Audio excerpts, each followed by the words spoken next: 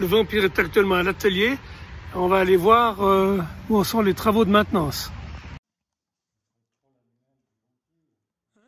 Alors on utilise pour faire le contrôle annuel du Vampire un protocole de travail qui a été établi sur la base des documents de l'armée, et puis on utilise cette documentation pour faire les checks pour un contrôle annuel au Vampire.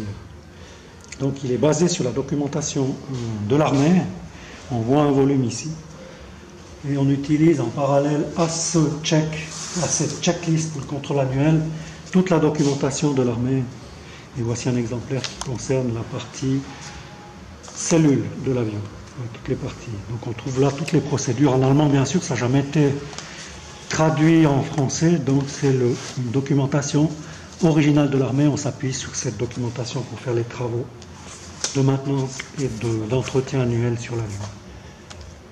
Voilà les outillages utilisés pour faire les contrôles à l'avion. Plus après encore des lampes dans des ordres particuliers, l'introscope aussi pour contrôler aussi tout ce qui est réacteur à l'intérieur du réacteur. Ça démontre plusieurs parties de l'avion et des tôles pour accéder aux parties internes par exemple des ailes. Ça, c'est les tôles qui font partie de l'aile. Ça nous permet de contrôler la structure à l'intérieur de l'aile. On contrôle justement le vieillissement de tous les éléments, corrosion, fissure, en ouvrant justement les couvercles dans les ailes et dans les compartiments de train d'atterrissage. Et puis on voit qu'ici on a démonté les roues, donc on fait un contrôle de toute la structure, corrosion, fissure du train d'atterrissage, plus les plaquettes de frein qui sont démontées et la roue. On les démonte, on les nettoie, on les mesure. On doit avoir une cote minimum justement pour les réutiliser. C'est l'objet d'un contrôle chacun par les plaquettes de frein. Après, une fois qu'on a contrôlé tous ces éléments, on fait le remontage. Alors, comme on peut le voir là, on a détôlé, on a enlevé toutes les tôles qui recouvrent le réacteur. Ça nous permet justement de contrôler l'état du réacteur, c'est-à-dire de nouveau fissures, corrosion, surchauffe, éléments, boulonnerie, serrage des vis, des boulons, un contrôle général de l'aspect du réacteur.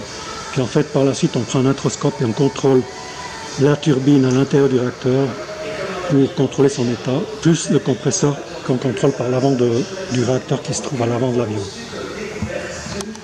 Alors comme on peut le voir ici, on a démonté les parties arrière de l'avion. Ça nous permet encore une fois de faire un bon contrôle de toutes les parties qui sont à l'intérieur du recouvrement. Donc fissure de nouveau, boulons, fixation, serrage des vis, corrosion, vieillissement de toutes ces parties. Ça nous permet d'avoir un bon contrôle visuel sur l'ensemble de ces éléments. Commande de vol, c'est-à-dire gouvernail de direction, le gouvernail de profondeur, le trim qui est là, et puis on démonte aussi les tôles d'accès des parties intérieures du plan fixe pour, encore une fois, faire un contrôle général de tout l'ensemble. On peut voir sur l'avion qu'il y a des vérins hydrauliques.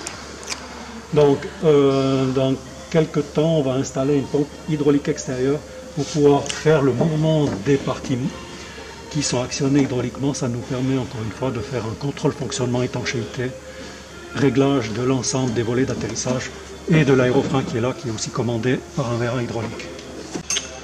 Alors on a un siège éjectable qui est toujours actif, c'est-à-dire qu'il est contrôlé périodiquement, annuellement. Tous les éléments sont contrôlés. Et puis en fait on a des relais qui font partie du siège, qui sont contrôlés, ils ne sont pas installés pour le moment. En fait les relais retardateurs pour le système de siège sont contrôlés selon la procédure qui sont détaillées dans les manuels de maintenance de l'avion. Et ici, le siège, on va le remonter d'ici une semaine. Donc quand on aura contrôlé l'intérieur de la cabine,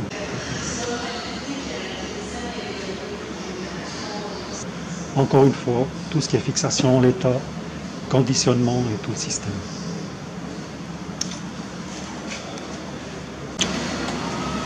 Alors, l'arrière de l'avion est protégé par une housse. Elle fait l'objet aussi d'un contrôle au niveau des fissures, l'état, fixation, comme encore tout ce qui est à contrôler sur l'avion.